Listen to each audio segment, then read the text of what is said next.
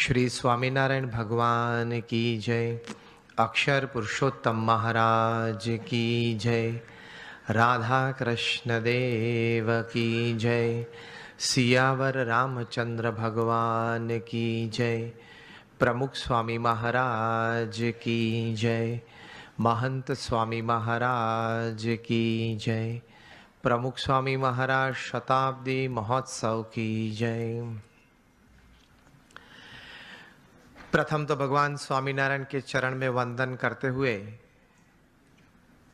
मेरे गुरु हरि परम पूज्य प्रमुख स्वामी महाराज और परम पूज्य महंत स्वामी महाराज के चरण में वंदन के साथ आप सभी को मेरे नमस्कार। Good evening. जय जिनेन्द्र। जय स्वामीनारायण।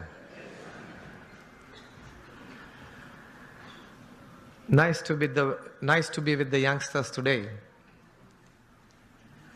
और मुझे ये बताया गया है कि आपको बात करनी है अ मिलियनर यूथ।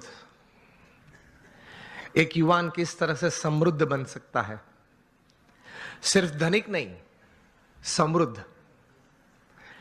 और मुझे दूसरी बात अभी ये भी बताई गई जब हम बैठे थे मंच के पीछे कि अब 70-80% बात गुजराती में रखना, सिर्फ 20% हिंदी में रखना, तो ये ठीक है? क्योंकि मैं द्विधा में हूं, क्योंकि अनाउंसमेंट्स हिंदी में हुई, कुछ एक दो बातें इंग्लिश में हुई, और मुझे फिर ये बताया गया अभी कि आप 70-80% गुजराती रखना और 20% हिंदी रखना, और अंग्रेजी थोड़ी बोलना, ज्यादा मत बोलना। अब मैं द्विधा में हूं कि मैं कौन सी भाषा में बोलूं। I am comfortable with all the 3 languages. Gujarati में भी बोल सकता हूं, हिंदी में भी और अंग्रेजी में। ज्यादातर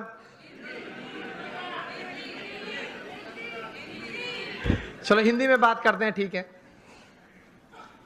तो बात है एक मिलियनर यूथ की कि यहां ज्यादातर युवा धन बैठा हुआ है और युवानी में एक स्वप्न होता है,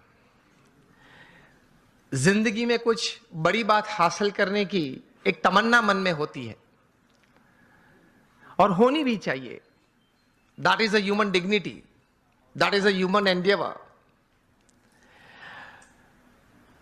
तो ये बात का विषय यह है कि हमें जीवन में समृद्धता चाहिए,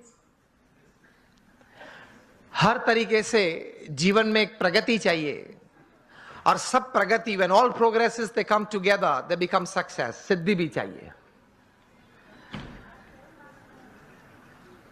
कई सालों पहले होगी बात, 30-40 साल पुरानी, 30-40 साल पुरानी बात यह है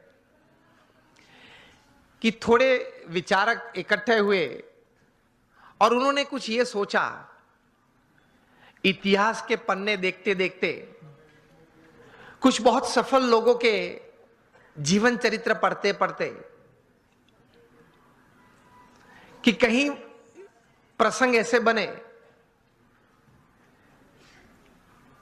कि ऐसे सफल व्यक्तियों के जीवन में कभी ऐसी बात थी कि उनके पास रिसोर्सेस सब अच्छे थे, प्लेटफॉर्म्स, बैकग्राउंड, सपोर्ट सिस्टम्स सब अच्छे थे, लेकिन कम सफल हुए या सफल नहीं हुए, या बुरी तरह से भी उन्होंने जीवन में निष्फलता देखी। और दूसरी तरफ गौर करते हुए कुछ ऐसी भी बातें उन्होंने पाई इतिहास के पन्नों में से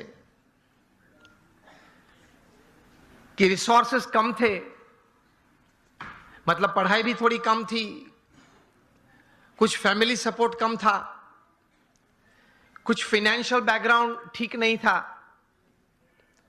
समाज में से भी सपोर्ट सिस्टम्स, प्लेटफॉर्म्स कम मिल रहे थे। इस परिस्थिति में भी इन लोगों ने जीवन में बड़ी सफलता पाई। तो ये सब विचारक द्विधा में आ गए कि कहीं बार रिसोर्सेस बड़े अच्छे हैं, फिर भी योग्य सफलता नहीं मिली, कम मिली या निष्फलता मिली, और कहीं बार रिसोर्सेस कम थे तो भी ज्यादा सफलता मिली। तो मतलब रिसोर्सेस के अलावा कोई और भी कारण है जिसकी वजह से एक बड़ी